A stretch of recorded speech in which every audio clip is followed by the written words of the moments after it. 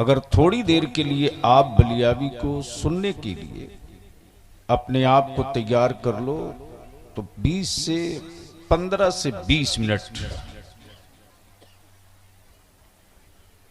मैं अपनी तहरीक कर दूं, और अगर दिल को बात छू जाए और अंदर का ज़मीर जाग जाए,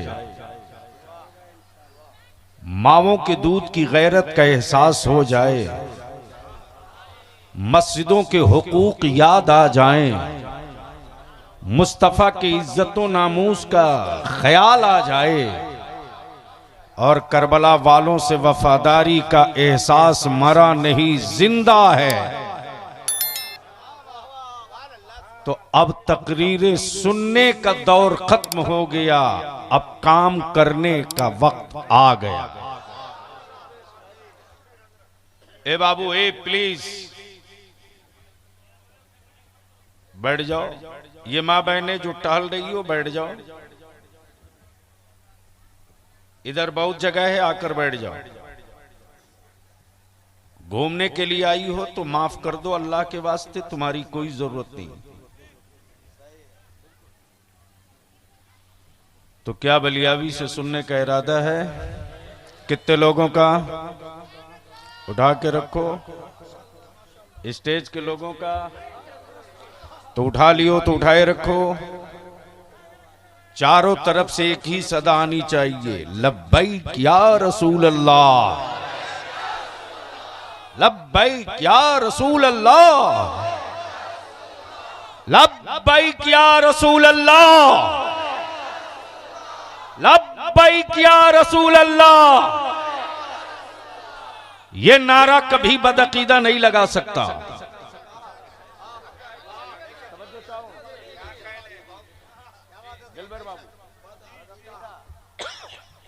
ये नारा कभी बदअकीदा नहीं लगा सकता। ये नारा वही लगा सकता है जो अबू बकर वाला होगा, फारूक आजम वाला होगा, उस्मान गनी वाला होगा, मौला अली वाला होगा, हसनैन करीमैन वाला होगा और बरेली के इमाम अहमद रजा वाला होगा। अभी फाजिली गिरामी हजरते मौलाना सैयद नजरुल हसन साहब बता रहे थे 64 मील कोस, और आज लग्जरी गाड़ियों पर आने के बाद भी हड्डियां टूटती हैं। माफ करेंगे, एक है कमाया हुआ माल,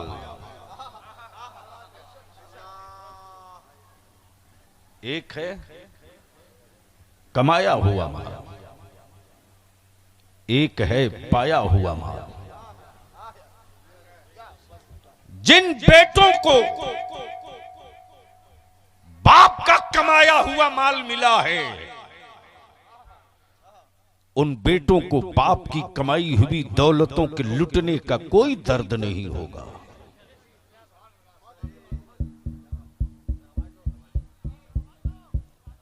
ये डब्बा जो यहां खड़ा क्यों ना, इसकी वजह से नाश हो रहा। आप इसको बंद कर दो।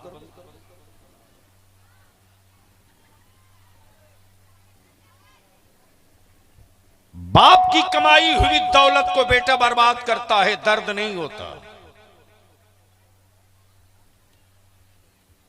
इस गांव गवई तक इस्लाम कैसे पहुंचा है, हमको तुझको क्या पता रे।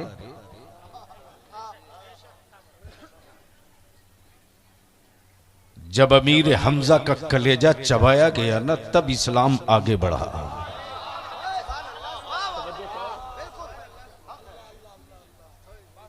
जब बिलाल को जमीन पर लेटा लेटा कर पीटा गया,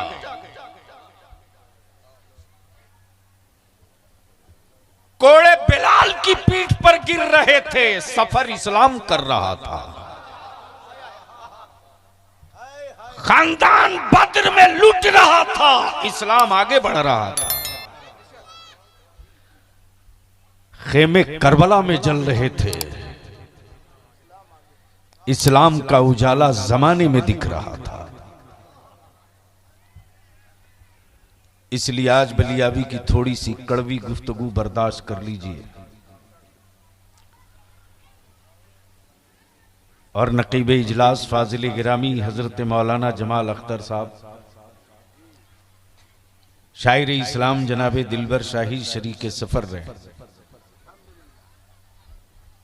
हमारे बहुत सारे उलमा इकराम जो मेंबर पर हैं, इन लोगों ने भी शिरकत की है। तहरीक होगी तो होगी।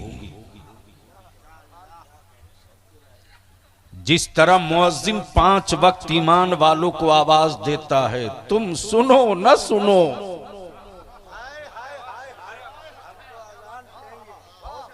तुम सुनो न सुनो, हम हय्या अलस्सलाह की सदा रुकने नहीं देंगे, देते रहेंगे। पार्टियों की गुलामी का पट्टा डालकर गांव में घूमने वालों,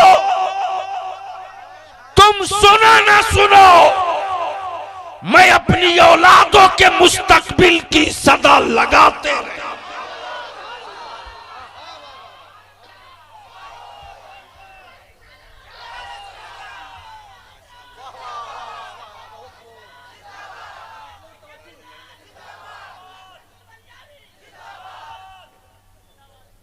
मेरे सब्र का इम्तिहान हर रोज लिया जाता है। मकानों को फूंक कर मेरे सब्र को जांचा जाता है।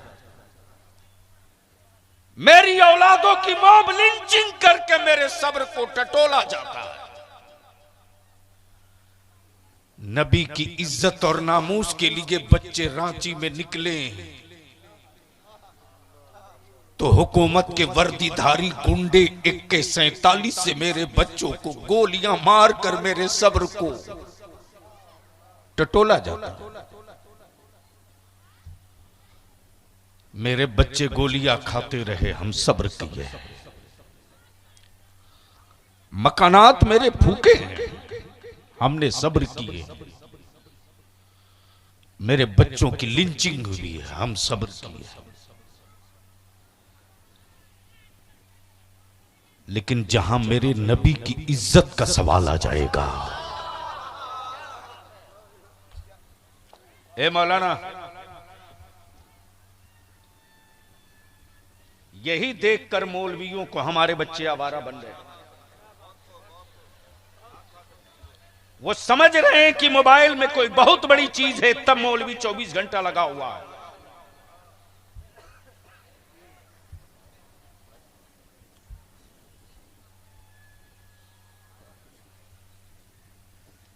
क्या करें? अब तो काम की गुफ्तगू करने के लिए किससे करें? उस जज्बाती तबके से जो अपनी मां को 100 रुपया नहीं देता और गड्डी फाड़ करके लुटाता है।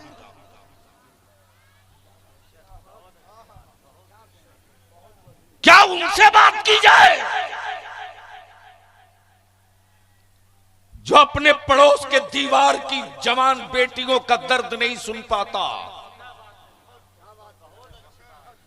और अपने भाई और अपनी औलादों का सौदा करता है 3 लाख 5 लाख में? क्या उससे बात की जाए जो अपनी गाड़ी, अपना पेट्रोल, अपना डीजल, अपना खाना, अपने पैसे का बाइनर बनाकर रांची, पटना, गिरिडीह जाकर दरी बिछा सकता है, लेकिन उसको उसकी अपनी नस्लों के लिए आवाज दो तो पूछता है हमको क्या मिलेगा?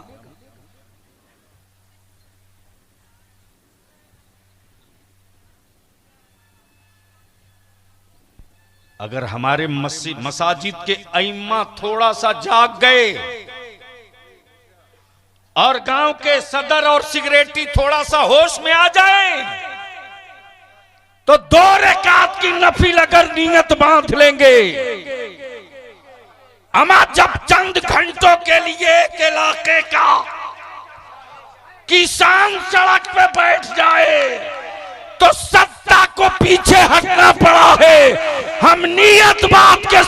पर हट खड़े हो गए तो जमाने को पीछे हटना पड़ेगा।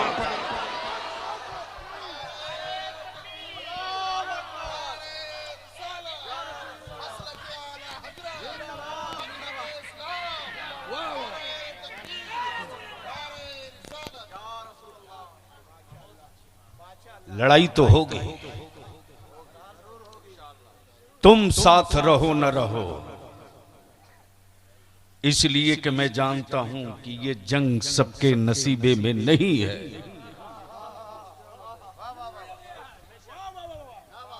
ये जंग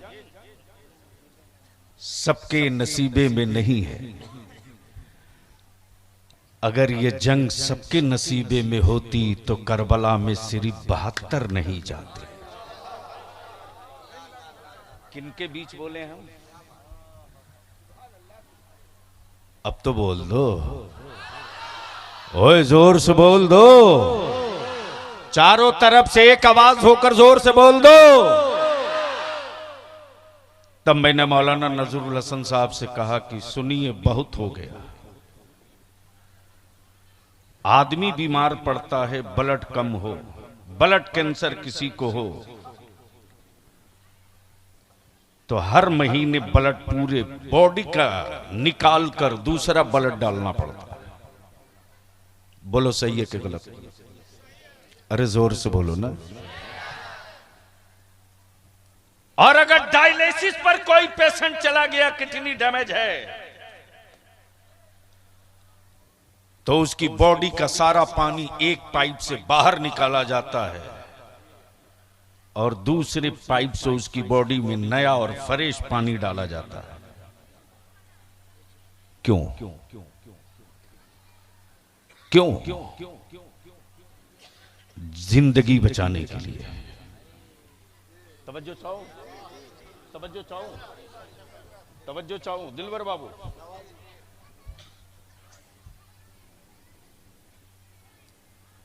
कैंसर के मरीजों का, ब्लड कैंसर के मरीजों का खून बदलो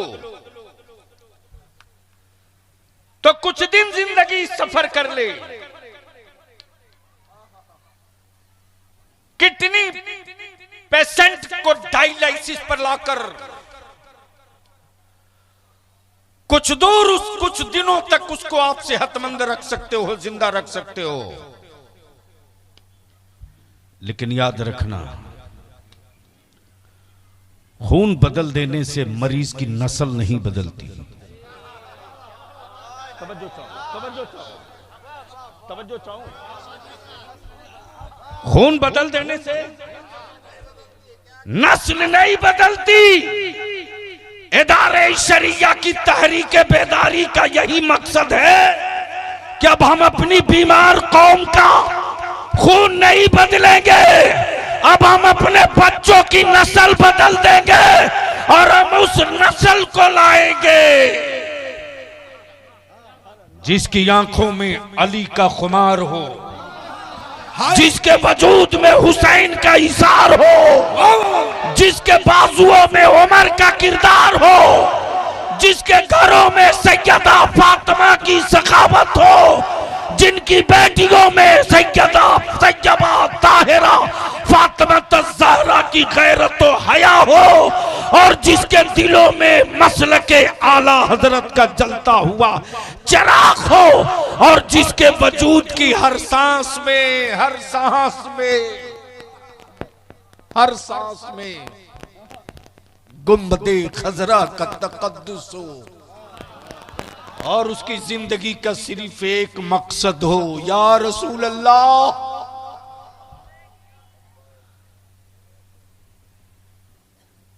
जान दी हुई उसी की थी। जान दी हुई। वक्त होता और तबीयत साथ देती तो मैं इसी पर बोल देता। जान दी। तवज्जो चाहूंगा अहले इल्म की, मिसवाई साहब। जान दी हुई। दी का दी हुई से क्या इस्तेफादा हुआ? जान दी दी हुई उसी की थी। और जान लुटाने के बाद क्या सोच होती है? हक तो यह है कि हक अदा न हुआ।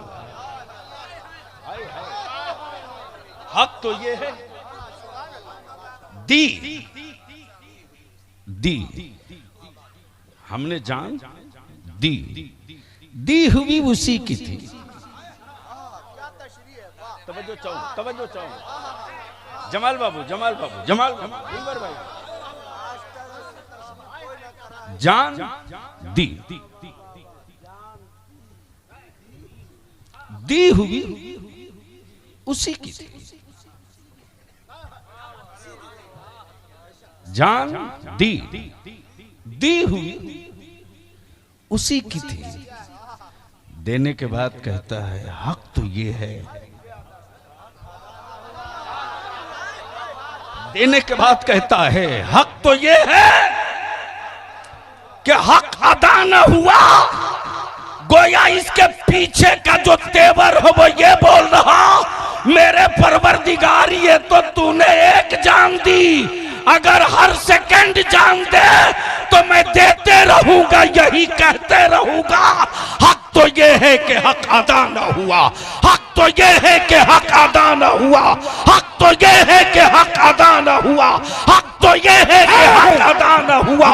हक तो ये है कि नारे तकबीर, नारे रिसालत, मसलके आला हजरत, मजहब इस्लाम, मजहब इस्लाम, मजहब इस्लाम, इदारे शरिया पटना बिहार, अल्लामा गुलाम रसूल बलियानी जिंदाबाद। क्या पाया? ऐसे नहीं अब न जागोगे तो जिंदगी में कभी नहीं जाग सकोगे। अभी अगर चुटकुले वाली तकरीर हो हा हा हा हा करने लग जाओगे। गैरत मर गई है तुम्हारी। तुम नारा नहीं लगा सकते, तुम जवाब नहीं दे सकते, कर क्या सकते हो? ऐसी तकरीर पर तुम ना जाग सके तो ज़िंदगी में कभी ना जाग पाओगे। पूरा मजमा एक एक हाथ उठाए, जो मर्द है वो हाथ उठाए, जो औरतें हैं वो चुपचाप बैठ जाए। नारा लगाए, नारे तकबीर, नारे रिसालत, गाज़िए मिल्लत, तहरीके बेदारी। बस गुफ्तगू का ये हिस्सा।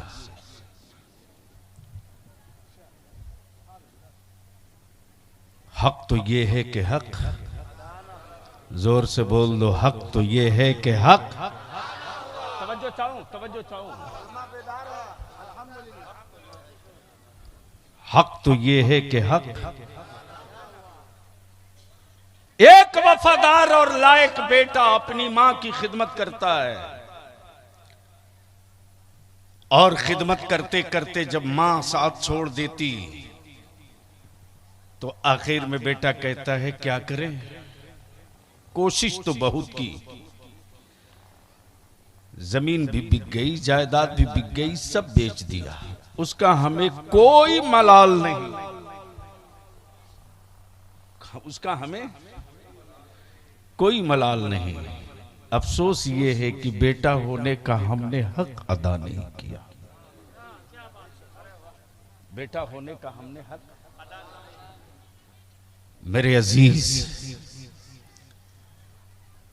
उस वक्त तक तेरी औलादों को लोग विकलांग और अपंगु समझेंगे जब तक तुम डर के जियोगे। अभी आए थे मौलाना जमाल अख्तर साहब, मधुपुर में तहरीके बेदारी थी, दिलबर बाबू, उसी दिन रात में इधर ही से गुजरे। जगदीशपुर में कुछ जवानों ने हमको रोका, ये था कि हम जवान कुछ आपके साथ तबादले ख्याल करें। उन जवानों को किसी बड़े सियासतदान ने आंखें दिखाई थी कि ज्यादा मुसलमानों के बच्चों के पढ़ाने की बात मत करो, वरना लाल दरवाजे में डलवा दूंगा। हमारे बच्चे कुछ सूरत, कुछ कोलकाता, कुछ दिल्ली रहते। बच्चों ने फोन किया, मैंने कहा उस शोरमा को कह दो कि रईसुल कलम की एक छोटी सी छेनी आ रही है।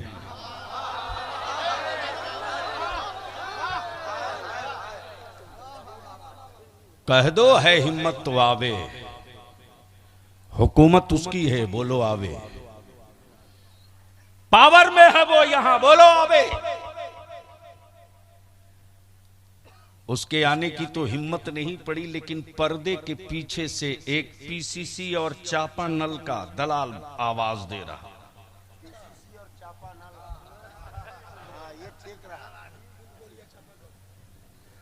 दिलबर बाबू, किस कदर लानत और शर्म आती है ये बात कहते हुए हमें। मेरी कौम ने अब तक लोगों को सत्ता दिया, लेकिन मांगा तो न स्कूल मांगा, न कॉलेज मांगा, न यूनिवर्सिटी मांगा। इन हुक्मरानों को वोट देने के बाद मेरी कौम एक चापाकल, एक तालाब मांगती है। मैं पूछता हूं, क्या तू तालाब में अपनी नस्लों को डुबाने के लिए तालाब मांगा? तवज्जो चाहो। क्या तूने अपनी औलादों को कुआं में दफन करने के लिए कुआं मांगा? अगर तेरे बाजू बीमार नहीं है तो अपने खेत की मिट्टी काट के पानी निकाल। जमाने के कुओं पर अब भरोसा मत कर। केमिकल के दौर में कुछ भी हो सकता है। अब तू जमाने से कुएं की खैरात मत मांग। अगर तूने वोट दिया है किसी को तो छाती पर चढ़ के गट्टा पकड़ के मांग। मुझे पीने का पानी नहीं चाहिए, हमें प्यास लगेगी तो करबला याद करके दिल बहला लूंगा। मुझे अपनी नस्लों को जिंदा रखने के लिए हमें स्कूल चाहिए, कॉलेज चाहिए, यूनिवर्सिटी।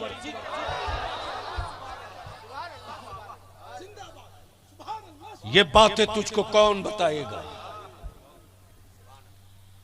तब मैंने मौलाना नजरुल हसन साहब से कहा कि मदारिस हमारे उलमा चला रहे हैं, चलाने दीजिए।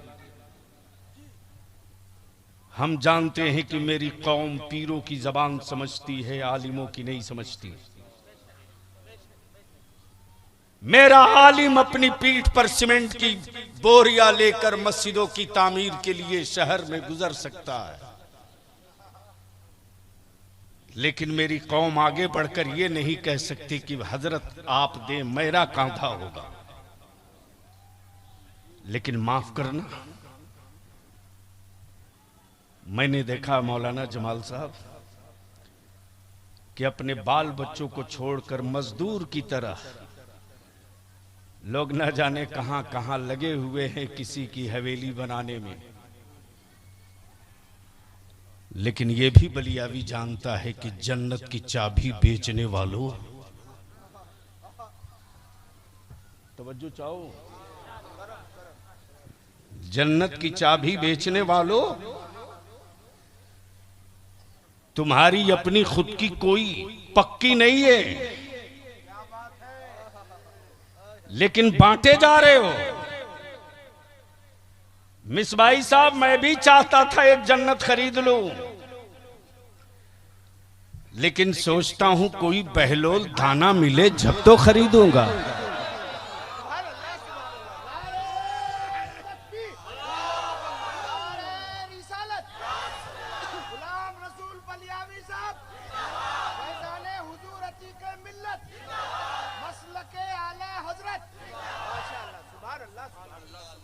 इसलिए आज इतने बड़े मजमे में एक जिम्मेदारी देना चाहता हूं मौलाना सैयद नजरुल हसन साहब को।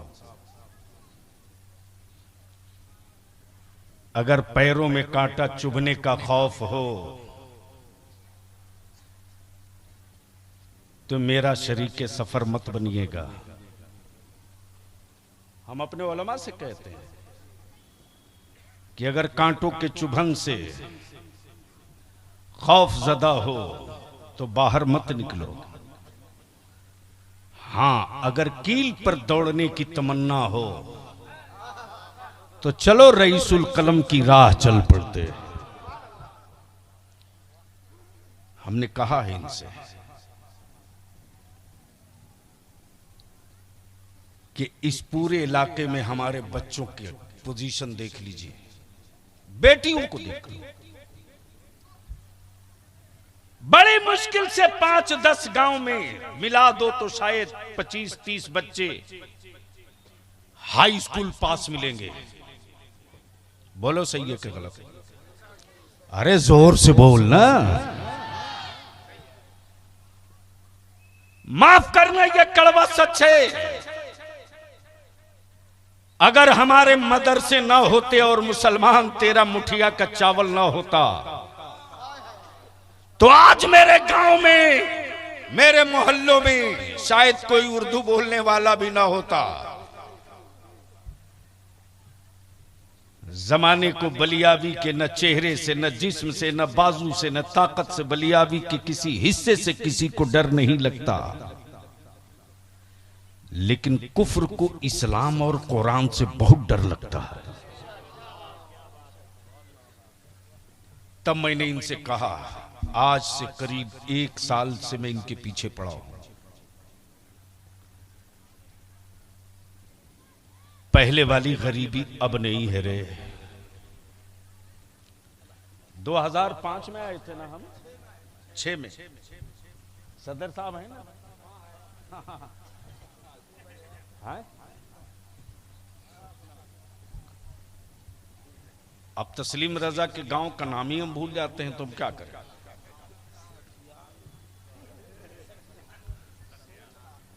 आए? सठनाल यानी नाल है, सठ शुक्र है लठमार नहीं है। सदर साहब हमारे बहुत मोहब्बत करते लोग। उन्होंने मुझसे कहा, बलियावी तुम आए थे मेरे बाप की उम्र के। इन्होंने कहा 2005 या 6 में तुम आए थे। मुझे याद है उस वक्त जब मैं इसी रास्ते से जमुई के लिए निकला था तो मैं आंखें बंद करके नहीं चलता, देख रहा हूं हमारे बच्चे कटोरे में पौंता भात लेकर के खा रहे हैं। कई कई छत दिखाई देती थी,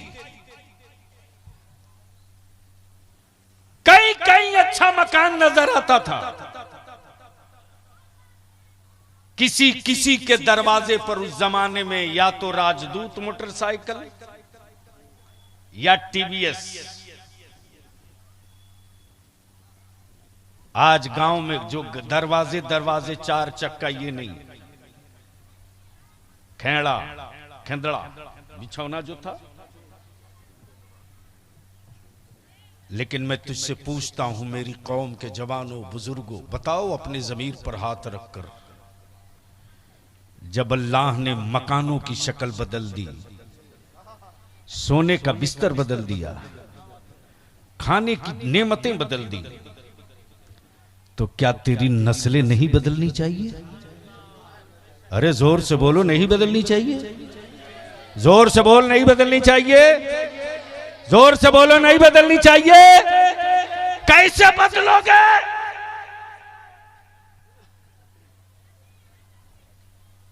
क्या बोला? ताकत से। इसी किस्म का भेड़ा लोग बना के मेरी बच्चों को रखना चाहते। बेटे, कागज से नस्लें नहीं बदलती, मेरे लाल कलम से नस्लें बदलती हैं। तब मैंने इनसे कहा कि एक इदारा, एक स्कूल ऐसा हो जहां मजहब के साथ हम 10+2 से आगे बढ़ करके अपने बच्चों को state service commission, Jharkhand police, Bihar police, NEET की तैयारी। कभी भी ख्वाब देखो तो छोटा मत देखो, बड़ा देखो। और कभी भी घर बनाओ तो 25 साल देखकर मत बनाओ, कम से कम 200 साल देखकर बनाओ। जब ये विजन होगा पेड़ आज लगाओगे तो कल ही इसका फल नहीं मिलेगा। दिलबर बाबू ये आखिरी बात है, कर्ज कर दो मौलाना जमाल साहब। आदमी के लगाए हुए पेड़ों से फल निकलता है, बंदर के लगाए पेड़ों से कभी फल नहीं निकलता।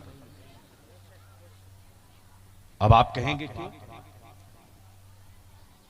तो सच यह है कि बंदर ने अगर पेड़ लगा भी दिया तो सुबह से लेकर शाम तक 20 मरतबा उखाड़ के देखेगा लगा है कि नहीं लगा है।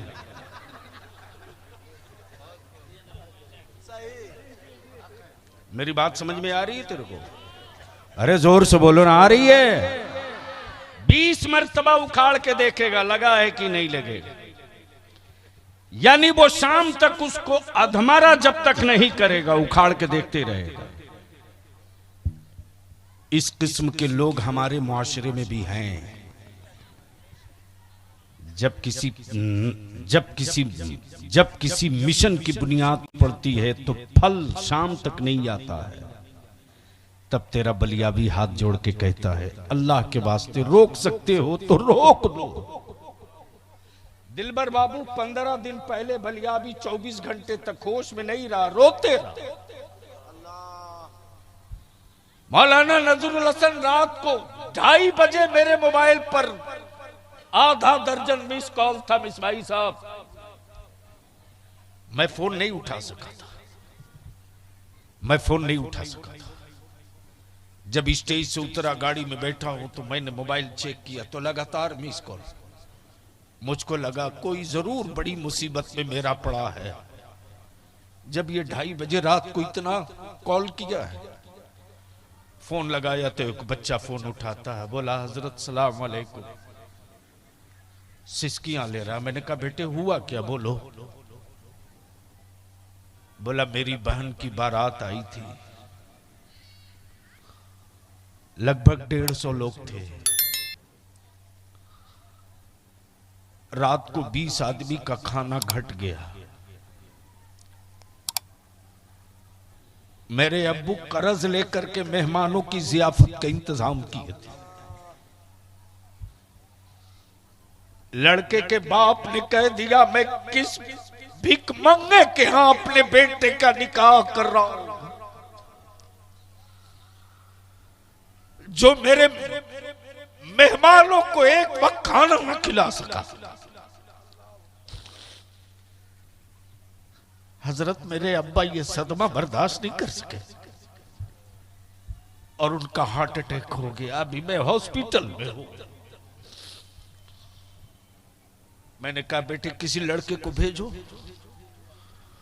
जहां बारातियों को खाना खिलाया जा रहा था, जरा वहां जाकर देखे कि कचड़े में कितना खाना फेंका हुआ है। एक लड़का देखकर बताया कि हजरत 50 आदमी से ज्यादा लोग खाना खा सकते थे, उतना खाना नुकसान करके डब्बे में फेंका हुआ है। तेरे बलियाबी को कोई हुकूमत वाला नहीं हरा सकता रे, हराया तुमने है। तुमने हराया है मुझको, वरना रईसुल कलम की दुआओं की वो बरकतों की छतरी आज भी उसी आन बान के साथ खड़ी है। अगर तू मेरे इस मिशन के साथ खड़ा हो जा तो 5 साल के बाद किसी अब्दुल्ला के घर के चौखट से किसी ज़ैनब के इज्जत की मातम की अर्थी नहीं निकलेगी।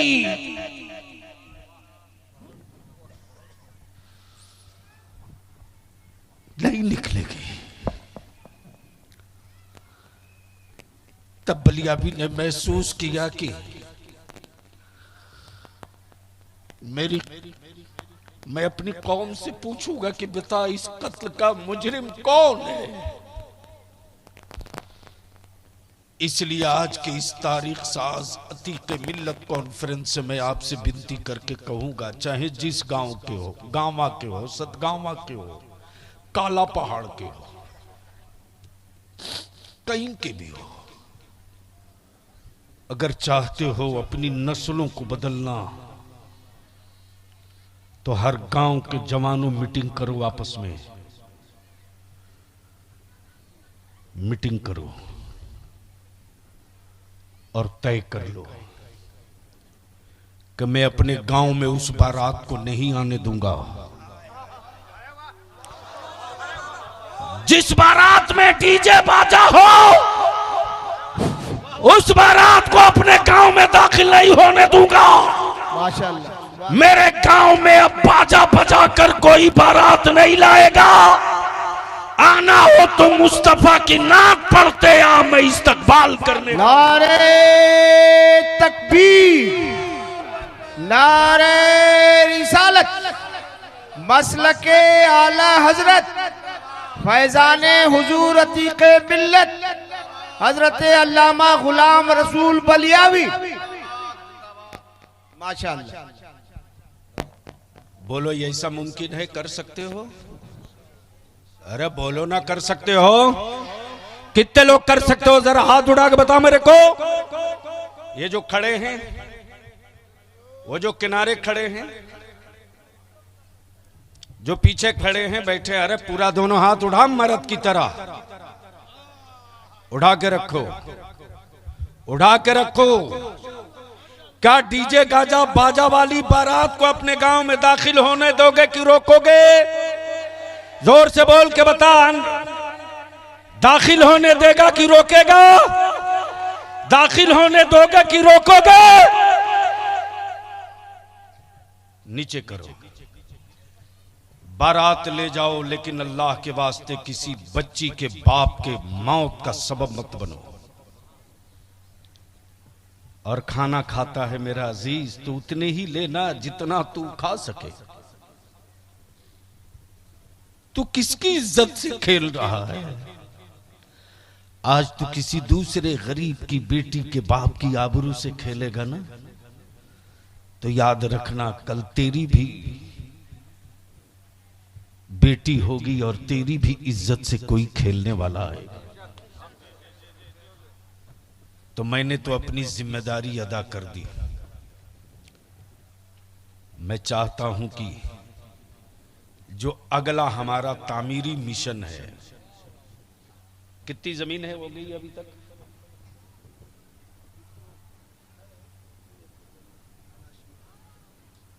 अभी तक जो ले ली गई है कै कट्टा? मदरसे वाली फैजान ताजु शरिया में ही अभी ऑफिस रखी है। अली जामिया फैजुल उलूम धत की डी रोड पर बोरा बिछाकर रईसुल कलम ने शुरू किया। मौलाना जमाल, वो तस्वीर भी मुझको लगी तो मैं आज भी जब वो तस्वीर याद आती है तो बलियाबी की आंखें रुकती नहीं। वो कैसा आलिम था जो दीन में पढ़ाता था और जुमेरात के दिन खुद ही साइकिल में झोला बांध कर मुठिया तहसीलने निकलता था। Times of India, the Hindustan times ने उस तस्वीर को छापा था। मुझको किसी ने दिखाया, कहा कि असल अल्लामा को देखना हो तो मुझसे मिलिएगा। मुझको भी इश्तियाक हुआ कि मेरे असल अल्लामा को ये कहां छुपा रखा है। तब उन्होंने दिखाया, ये देखिए तस्वीर है मेरे पास कि वो कादरी फकीर दीन में सड़क पर बोरा बिछाकर बच्चों को पढ़ाता था और शाम को अपनी नस्लों को जिंदा करने के लिए दरवाजे दरवाजे मुठिया मांगता था। तो ईमान से बोलो, क्या मैं इस इलाके में आप जरूरत महसूस कर रहे हो कि कोई ऐसा एक स्कूल होना चाहिए? अरे बोलो ना, जोर से बोलो, होना चाहिए। जोर से बोलो, होना चाहिए। हमारे बच्चों को पढ़ना चाहिए। आप साथ दोगे? कोई एक नौजवान हो तो 500 रुपये से मेरी मदद कर दे। आज से इस मिशन की शुरुआत कर रहा हूं।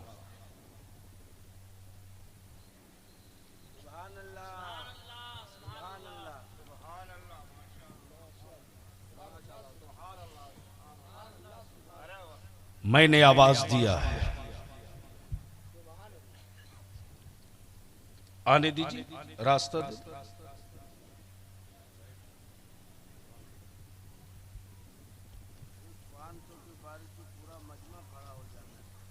मैंने आवाज दिया, भैया आने का रास्ता दो। मैं जानता हूं कि मेरी कौम के पास चादरों के लिए पैसे हैं, नस्लों को जिंदा रखने के लिए पैसे नहीं है। मैं जानता हूं कि पीरों के